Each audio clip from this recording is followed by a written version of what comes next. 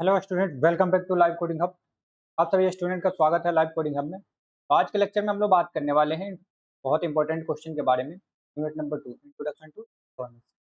सबसे पहले आप लोग सभी को बता दें कि आप लोग सभी लोग जाकर प्ले लिस्ट को देख लीजिए। वहाँ पे आपको इंट्रोडक्शन टू ई गवर्नेंस को वन शॉट लेक्चर ऑलरेडी हमने अपलोड कर रखा है।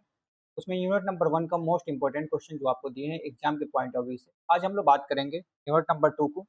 इसमें देखने वाले हैं कि हमारे एग्जाम में जो भी आपके एग्जाम में आने वाले हैं, इन सारे एग्जाम में आपको किस तरह के क्वेश्चन और उसमें क्या-क्या वैलिड पॉइंट आपको लिख कराना है जिससे कि आपका नंबर। तो आज हम लोग बात करेंगे अपने इंट्रोडक्शन टू ई गवर्नेंस के यूनिट नंबर 2 में।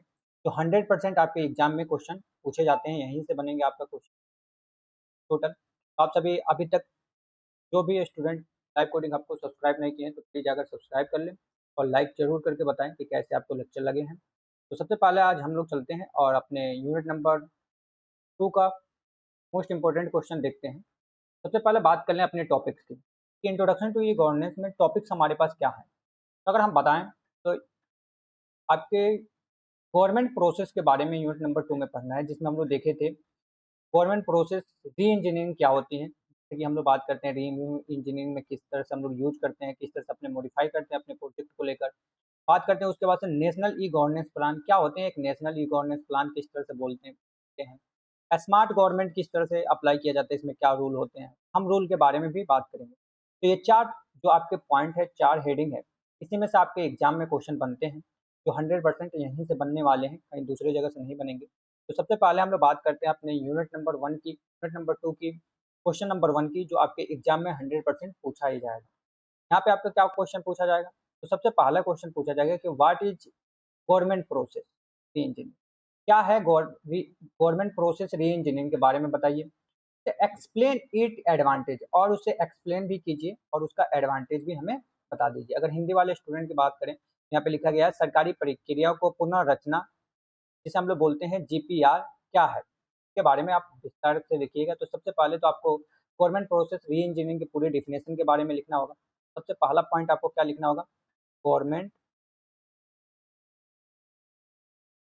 गवर्नमेंट प्रोसेस री इंजीनियरिंग के बारे में लिखना होगा। री इंजीनियरिंग के डिफिनेशन लिखना होगा, क्या होते हैं री इंजीनियरिंग की, जिसमें हम लोग मल्टीपल अपडेट करते हैं, जैसे नए नए टेक्नोलॉजी को अपने प्रोजेक्ट में इंक्लूड करते हैं। उसके बाद से हमें लिखना है कि एक्सप्लेन कीजिए हमारे ऑब्जेक्ट को। तो सबसे पहले दूसरा पॉइंट आप क्या लिखेंगे भाई, कि हमारे पास मेन उद्देश्य क्या है, ऑब्जेक्टिव क्या है री इंजीनियरिंग का। तो ऑब्जेक्टिव लिखेंगे, ऑब्जेक्टिव के बाद ऑब्जेक्टिव ऑफ जीपीआर के बारे में। उसके बाद से आपको तीसरा क्वेश्चन क्या कहा गया कि एक्सप्लेन इट एडवांटेज, आपको एडवांटेज के बारे में बताना है, क्या फ़ायदा होती है हमें री इंजीनियरिंग का प्रयोग करके। तो आप लिखेंगे एडवांटेज,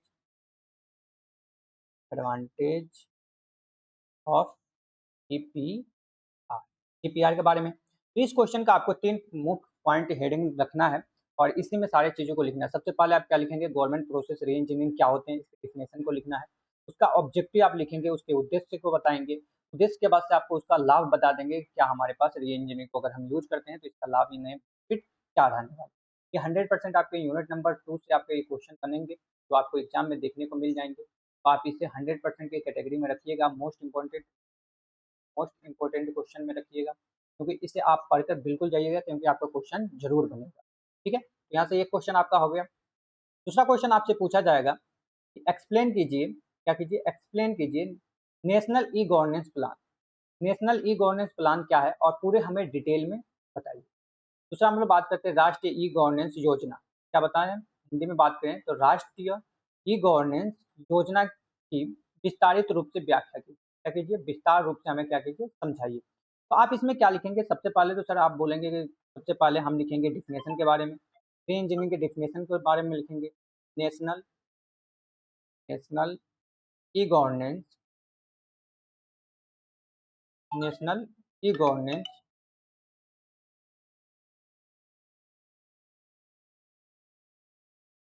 ई गवर्नेंस प्लान के बारे में बात करेंगे, इसका डिफिनेशन हम लोग लिखेंगे। दूसरा पॉइंट हम लोग क्या लिखेंगे कि इसका उद्देश्य क्या है, ऑब्जेक्टिव क्या है हमारे पास।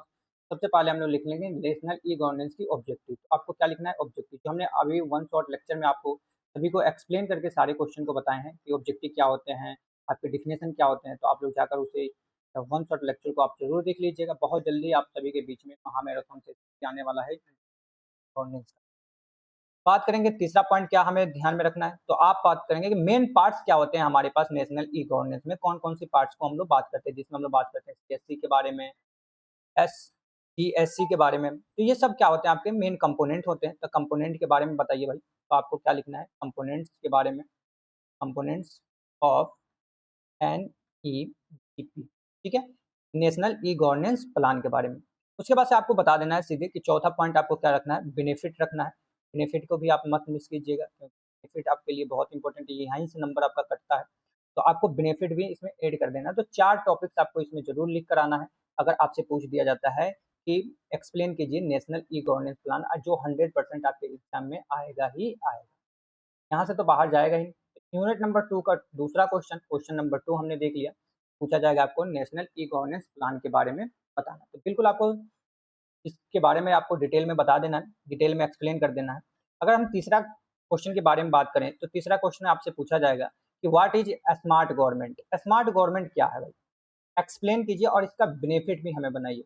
इसे स्मार्ट गवर्नमेंट को बनाने के लिए क्या है कि मल्टीपल टेक्नोलॉजीज हम लोग यूज करते हैं, जिसमें हमने बात किया था SMART, इस सारी चीज़ों को आपको एक्सप्लेन करके बताना है। तो आप सबसे पहले एस के बारे में लिखेंगे, एम के बारे में लिखेंगे, ए के बारे में लिखेंगे, आर के बारे में लिखेंगे और टी के बारे में, सभी हमने एक्सप्लेन करके अच्छे तरीके से बताए हैं। उसके बाद से आपको दूसरा पॉइंट जो लिखना है वो क्या लिखेंगे, तो दूसरा पॉइंट आपको लिखना है कि सर हम इसका लिखेंगे फीचर के बारे में, इसका फीचर क्या यहाँ पे यूज होता है। तीसरा पॉइंट आपको लिखना है एडवांटेज, तभी तो सभी एक्सप्लेन करेंगे। तो फीचर हमने लिख लिया, उसके बाद हमने बात करेंगे एडवांटेज के ऊपर। तो ये क्वेश्चन आपको बहुत सिंपल है, और ये क्वेश्चन 100% कई बार आप एग्जाम के प्रीवियस ईयर के पेपर उठाकर देखेंगे, तो आपको ये क्वेश्चन 100% कई बार आपके एग्जाम में आएगा। तो इस बार भी आने का चांस इसका बहुत ज़्यादा है, हाई है, तो इसलिए इस क्वेश्चन को आपको पढ़कर जाना है। तो क्वेश्चन नंबर 3 आपको समझ में आ गया। अगर हिंदी में बात करें तो स्मार्ट सरकार क्या है, यानी स्मार्ट सरकार किस तरह से हम बोलते हैं कि स्मार्ट सरकार, जैसे हम लोग स्मार्ट स्मार्ट टेक्नोलॉजी को यूज करते हैं, तो इन सारी चीज़ों के बारे में आपको एक्सप्लेन करके लिख देना है। ये रहा आपका क्वेश्चन नंबर 3। बात करते हैं हम क्वेश्चन नंबर 4 की। सर क्वेश्चन नंबर 4 हमारे यूनिट नंबर 2 से क्या पूछा जाएगा, तो इसमें आपसे सबसे पहले पूछा जाएगा कि explain thumb rule. Thumb rule क्या है, क्यों हम लोग यूज करते हैं ई गवर्नेंस।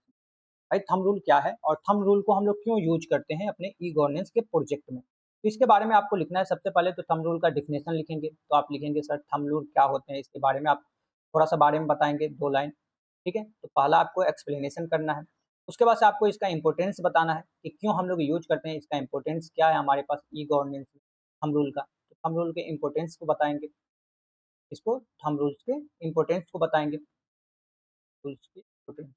इंपॉर्टेंस लिखने के बाद से आप बोलेंगे सर हमारे पास जो थंब रूल के इंपॉर्टेंस हमने बता दिया, इंपॉर्टेंस थंब रूल बता दिए, उसके बाद से हम लोग बता देंगे कि इसका हम लोग यूज कहाँ करते हैं, यानी इंपॉर्टेंस बता दें।